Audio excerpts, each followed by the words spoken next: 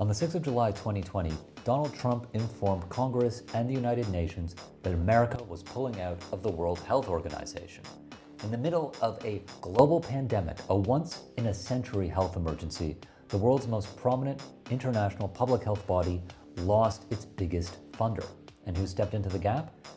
Not a geopolitical rival, not another member of the club of wealthy liberal democracies, but a private organization, the Bill and Melinda Gates Foundation. Since its inception, the Gates Foundation has been a major player in global health and in global development in general. When the pandemic hit, the foundation pivoted almost all of its resources into supporting the WHO and funding research to find effective interventions against the virus. Now, for its efforts, it has received a lot of global praise. And, it shouldn't be surprising, it also attracted some criticism. But this criticism tends to be, of a conspiracy theory variety. It is ludicrous. It drives me nuts because this sort of criticism distracts from legitimate concerns about the operation of philanthropy. And I'm here to tell you, you don't need a tinfoil hat to be worried about the power wielded by philanthropic foundations. This video is based off of an article that I wrote for International Affairs called The Gates Foundation, Global Health and Domination. Why did I write it? Well, if you look at the global development literature and the international politics literature, there is a small but fairly well-developed critique of international philanthropy and the Gates Foundation in particular. But I work in political philosophy, specifically global distributive justice. And in this area, you'll barely find a mention of philanthropy. And when you do, it's from someone like Peter Singer or William McCaskill, who tend to praise it overtly. But I felt a bit suspicious. I mean, I am a Republican. I'm concerned about power, and whenever power gets concentrated in the hands of a small group of people, I start to worry. The argument that I'm going to present in this video is pretty simple. Transnational philanthropies exercise uncontrolled power over some of the world's most vulnerable people. This makes it incompatible with basic commitments to human autonomy. I think that human beings are the sort of agents that can choose their own path in life and pursue it given reasonable amounts of resources. There is a tension here between philanthropy and the people that they're trying to help. In trying to help them, they control them in a way that we wouldn't find acceptable under ordinary circumstances. So where do we begin this video? Well, I guess we should start at the beginning with philanthropy. What is philanthropy? Well, if you look at the Greek origins of the word, we get a hint. Philanthropos, right? Love of mankind. I mean, probably love of humanity is a more accurate translation. And this is a good idea. I mean, who would be bothered by the love of humanity? As a practice, though, it has a really deep and complicated history. For our purposes, because this is not going to be a 3-hour video, I'm just going to reach back a little bit to the Gilded Age, the late 19th, early 20th century, which is where modern philanthropy really takes hold. The Gilded Age was a remarkable time in American history. Some people became extraordinarily rich, rich beyond what was normal in American society up until that point. You had people like Carnegie, Rockefeller, later on Ford, gathered huge amounts of money. They became robber barons, is what we call them, through finance, through manufacture, through oil extraction. These men managed to gather together more resources than anyone thought was reasonable for any single person to have. And it's not surprising that their ideas started to turn towards how to use their money in a way that wasn't just about making more money. Now, how did they do this? Did they pay more taxes? Absolutely not. I mean, come on, rich people don't pay taxes. Taxes are for the poor. They decided to do something different. They decided to make foundations. The modern philanthropic foundation is a fascinating sort of institution because it is a mixture of the private and the public. It's private insofar as it is run by a private board of directors, it pursues its own goals, it has independent financing from its endowments, it doesn't require people to give to charity like an NGO does. They can pretty much run their own show. But it's public insofar as they are aimed at promoting some form of the public good. And this idea of the public good is really important, so I want to actually talk about it a little bit more in detail. When we talk about the public good that philanthropies are interested in, we shouldn't get confused with, say, frontline service provision, like a soup kitchen or giving $5 to someone who is asking for change on the street. That's not their game. Their idea of the public good is much more profound. They are aimed at addressing the causes of social problems rather than the effects of social problems. As Rob Reich says, they are more wholesale than retail. If we want to put a little bit more of a professional spin on that, we would use the language of John Rawls. We would say that they are interested in making sure that the basic structure of society is performing as they think it should. And the basic structure are the social institutions that have a profound effect on our life chances as human beings, right? They're the things that condition how far we can go, how successful we become, whether we live meaningful lives or whether we live lives of drudgery. So this is an important form of approaching the public good. But wait, it's even deeper than that, because they are not just interested in a single basic structure like within a state like America or Great Britain. They are interested in the global basic structure. These are major engines of global civil society. They're trying to condition people's lives all over the world, outside of the jurisdiction of any single state. They are really interesting and important actors. The size of these foundations varies greatly. Some are really niche. They only have a few million in their endowment, and they look after, the conservation of the West Florida scream frog. There might be a foundation for that. But some of the big ones have endowments in the billions of dollars. And the most important one of these is probably the Bill and Melinda Gates Foundation. The Gates Foundation was founded in 1999 when Bill and Melinda French Gates decided to consolidate their interest in philanthropy in a single institution with an endowment of, let me see, I'm at the old research notes, and it is $17 billion. Wow. And you know what? It's only gotten bigger in the past 20 years. Last time I checked, the Gates Foundation's endowment was about to touch $50 billion. Annually, they disperse about $5 billion in their programs. And to give you an idea of that influence, this is comparable to the overseas development assistance from a major developed state like Australia or Canada. This is a big player in global health. They spend a lot of money. Now that's just a really quick sketch. As we get into the argument, I'm going to tell you a little bit more about the structure and operations of the Gates Foundation, but it's good to know that they are private, they are run on their own terms, and they have a lot of money. How do they use it? Now that's an interesting question. But before we do that, I want to talk a little bit about domination. My critique of the Gates Foundation comes from my background in Republican political philosophy, and I know I talk about Republican political philosophy a lot, but when you've got a background in it, and this is your sort of dominant philosophical perspective for looking at ethical issues, you tend to natter on about it. It's why I don't have friends and why I'm not invited to many parties. Republican political philosophy is based on the idea of domination. Domination is the antithesis of liberty. It means that if you are dominated, you are not free. You cannot exercise autonomy over your own life.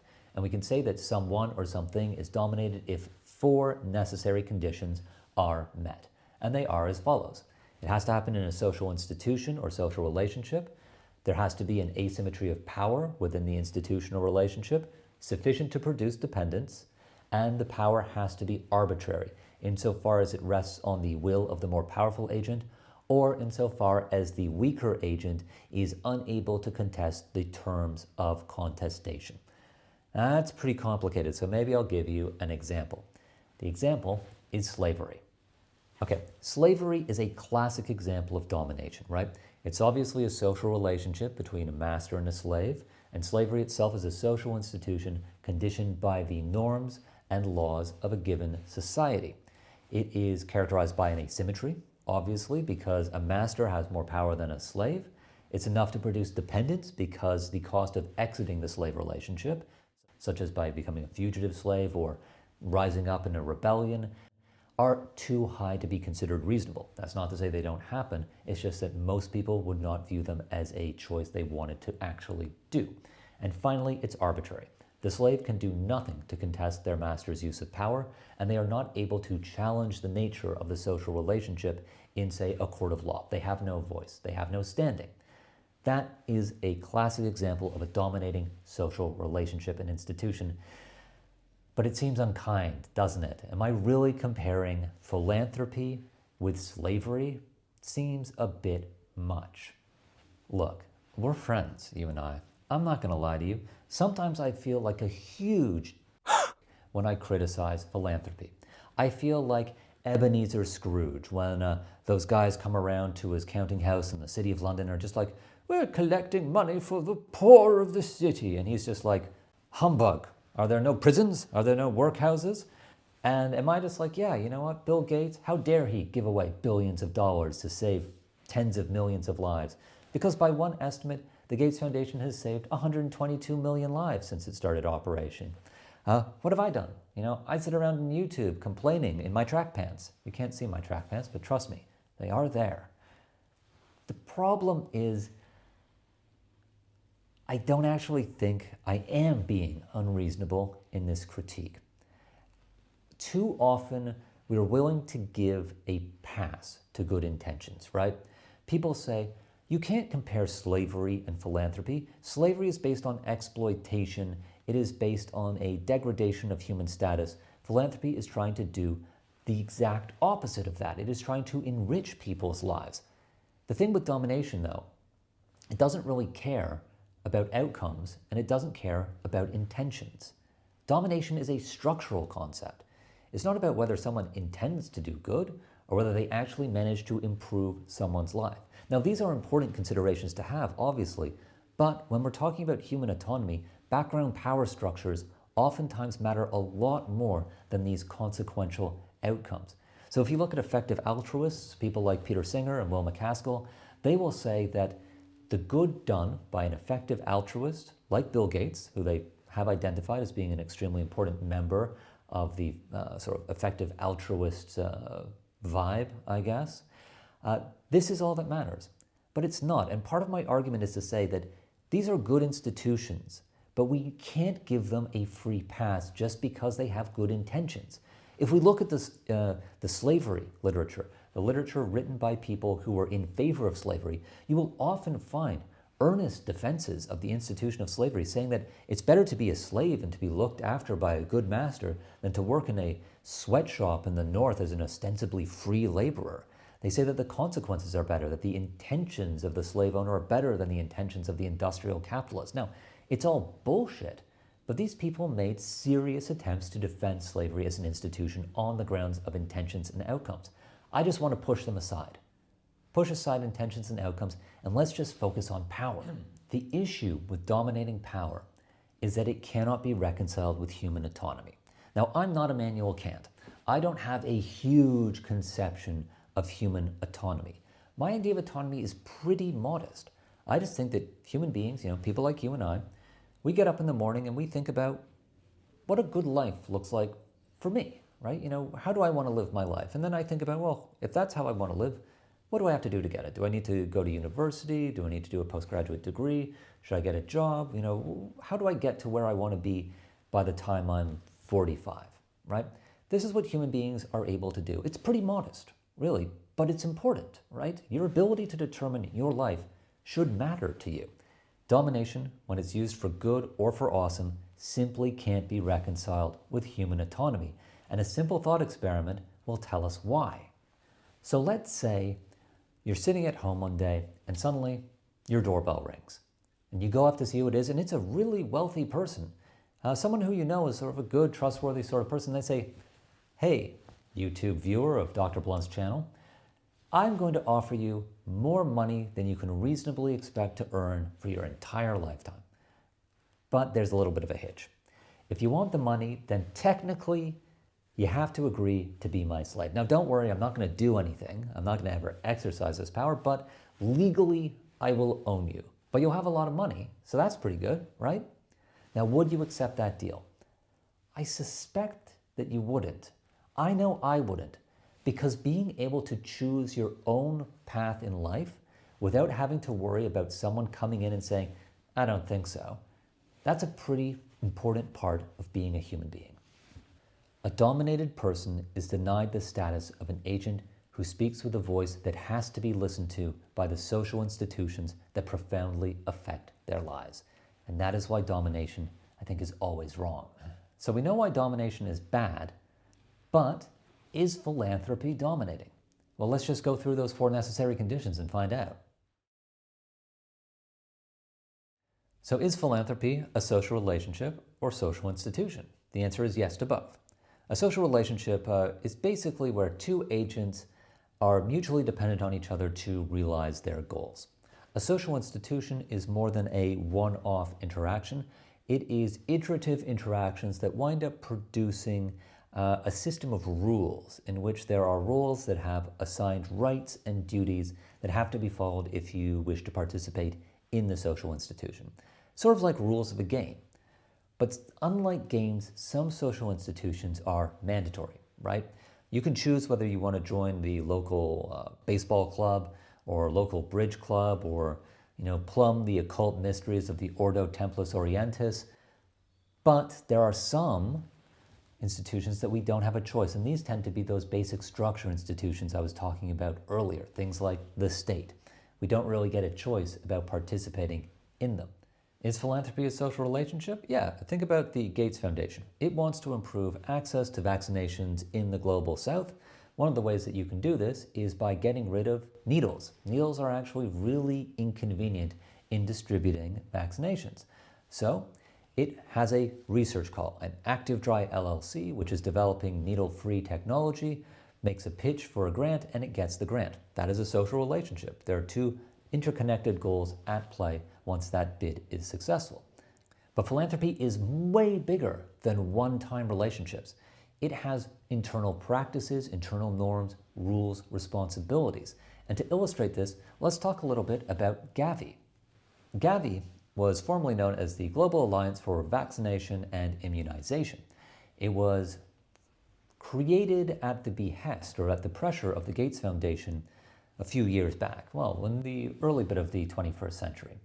The idea was to create a public-private partnership to improve access to vaccines in the global south because vaccination uptake was really dipping at the turn of the century. How did it do this? Well, read the article if you want the nitty-gritty details, but what it does is create market-based endorsements for research into diseases that primarily affect people living in the global south, people who are living in severe poverty. How did it do it? Now that is an interesting question. Gavi operates by making it profitable for pharmaceutical companies to do this research. Typically, pharma companies aren't interested in diseases that affect very poor people. Why? Well, look, I shouldn't be blowing your mind here, but pharmaceutical companies want to make money. They want profit to show their shareholders that they are doing well. Poor people don't got no money. So why would you spend billions of dollars in research for diseases that they have but cannot pay for the treatment of? Doesn't make any sense.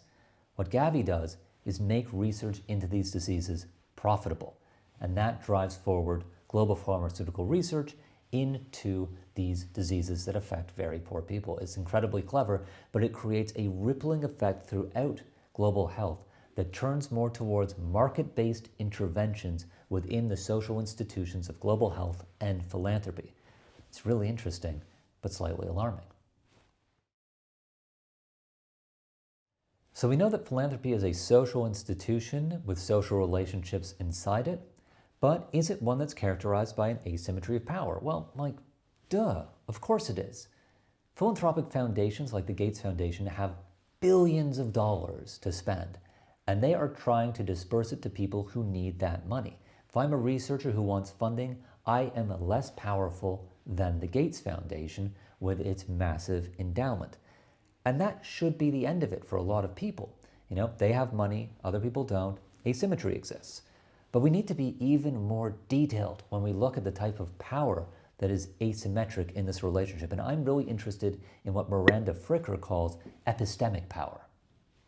Epistemic power is basically your ability to shape knowledge and who is viewed as a credible thinker or knower of things. The Gates Foundation shapes the contours of knowledge within philanthropy about not just what gets researched, but how it is researched and how practices operate. Now, the Gavi example, the reason why I find it alarming is because it contains so much of Gates's approach to philanthropy, which is admittedly focused on creative capitalism, harnessing market power to push forward research and to push forward global health. Now, this is really interesting, but it pushes aside other options, right? This high-tech, market-focused approach to philanthropy neglects perhaps state-based solutions, public health care, and perhaps less dramatic interventions into global health. It's shaping who knows things and how knowledge operates and what knowledge is legitimate within the system. Now, there does have to be some safeguards around knowledge. You know, if your cure for COVID is grinding up a crystal and snorting it, you're probably going to die from crystal snorting. But we do have to be careful about who is gatekeeping the areas of global health that affect people's fundamental human rights. But is this asymmetry sufficient to produce dependence? Now, dependence has a huge history in the ethics of giving, right? People often say charity and philanthropy are wrong because they produce dependence in people. You can go back to Machiavelli's discourses, and he clearly has a concern that benevolent giving can undermine republican government by producing networks of patronage and dependence. But contemporary philanthropic foundations aren't engaged in this direct form of giving, right? They're not out there creating soup kitchens. They have deeper goals. Certainly when we look at who receives money from the Gates Foundation, we're talking about organizations like the World Health Organization, PATH, Gavi, major research universities like Harvard, Johns Hopkins, the London School of Hygiene and Tropical Medicine. These are institutions that have pretty deep pockets, right? Harvard is not hurting for money. So does this mean that they're not dependent? Could they simply walk away from the Gates Foundation if they didn't like the direction of travel? Well, time for some inside baseball, folks. I'm an academic, and I am under intense pressure 24 hours a day, 7 days a week from my work to get grant money. If you can get grant money, you are going to be a successful academic. If you don't, you are going to flame out. It is a condition for success. And when I'm writing grant applications, I often think in the back of my head, what sort of application is most likely to get funding from this body? I tailor my research to suit the institution in question. It is not exactly a free market of ideas. You always have to dance to the tune of the person who pays the fiddler. Well, you get what I mean, right? And the same is true whether you work for Harvard or you work from any other institution. You will have this internal pressure. Funnily enough, some research from Chelsea Clinton and Devi Sridhar revealed that the Gates Foundation does exercise pressure on people who receive its grants when their outcomes and expectations don't align. So there is pressure coming from the Gates Foundation, coming from other philanthropists on people. So even if you work in a well-funded organization, you still have to be wary of what the Gates Foundation wants. But it's actually a deeper systemic level of dependence that is created by institutions like the Gates Foundation. At the broader institutional level, the Gates Foundation helps to create systemic dependency. Remember, I've been talking about the creative capitalism that funds Gavi, right? Or ethos that informs Gavi, I guess is a better way of saying it. This ethos filters out through international philanthropy. It even has a fun name, philanthrocapitalism, used by both its defenders and its detractors. But basically the idea of philanthrocapitalism is that the operations that we find in the private sector, the knowledge of the capitalist, should be transferred into philanthropy. And this has been incredibly successful over the past 20 years. The philanthropic movement has moved towards a more market-oriented, more sort of private practice, skeptical of government, skeptical of public institutions. It's shaped knowledge in a way where the capitalist is seen as having epistemic privilege over other people within philanthropy and global health. And this is shaping the nature. So even if you are not engaged directly with the Gates Foundation, you're still working in the world that the Gates Foundation has been incredibly influential in creating. You are dependent. And this leads us to our final condition. Is this power arbitrary? Well, there seems to be some form of interactional arbitrary power. If I'm applying for a grant from the Gates Foundation, they can say yes or no. If I have a grant and I look to extend it, they can say, well, we're pulling your funding or we're extending it. How they make these decisions are very opaque. They're not traditionally accountable, right? They're not accountable to shareholders. They're not accountable to voters. They're not accountable to market forces. They don't seem to have any sort of external accountability beyond having their books open to the IRS and dispersing the set amount that they need to disperse every year to maintain their tax-free status. Internally, decisions get made by the board of directors. After the divorce between Bill and Melinda, this was expanded a little bit so that they have a board made up of people who should be sort of vetting the processes of the institution, of the organization. But the members of the board, members of global financial institutions, former members of consultancies, billionaires in their own rights, people who have worked for the Gates Foundation. These are people who are all drawn from the same set of, for lack of a better word, the global elite. There's not a lot of dissenting voices. You don't have someone who's, say, a frontline healthcare worker in sub-Saharan Africa sitting on the Gates Foundation governing board. So we might say, well, this is just, kind of a rubber stamp of people who are all going to think alike. There are no real checks and balances inside the Gates Foundation. It is very opaque in its decision-making and how it conceives its priorities. I mean, they used to be quite straightforward about this. If you get on the Wayback Machine and go to the old version of the Gates Foundation's webpage, you'll find their first founding principle, which is as follows. This is a family foundation driven by the interests and passions of the Gates family. That is a simple statement. The Gates Foundation will do what the Gates family wants it to do. Now they've gotten rid of this, but it still seems to be the animating ethos. It's why it has been called by the Arata Kochi, who was the former head of the WHO's malaria program, a cartel in global health, because it shapes the agenda and everyone has to tailor their research to meet Gates Foundation expectations. If you're not getting Gates money, people might think your research isn't really worthwhile. And it actually gets a bit deeper than that. The Gates Foundation has been criticized for its Silicon Valley approach of high-tech interventions in global health. Things like vaccination development. Now, one of the most amazing things I have seen in my entire life is the COVID vaccines. It's exceptional that we managed to find effective vaccines for COVID in such a short period of time. And I mean exceptional, literally. Vaccines normally take years to develop, sometimes decades. And at the end of 10 years, you might have a really effective way of treating a disease, but there's a lot of people who are going to die from it in that 10 years. And they might have been saved through some pretty simple interventions. Things like basic sanitation, basic housing, good nutrition. These things save lives. They don't make a lot of headlines and they're not high tech. Sometimes blue sky long-termism causes us to fail to see what the facts on the ground are telling us. We can also see this in the use of arbitrary power in shaping things like Gavi policy. Right? There was a big divide in Gavi between Europeans and Americans, the Atlantic divide. The Europeans were sort of saying, well, maybe we should invest in public health care. This might be a way of producing better vaccination outcomes.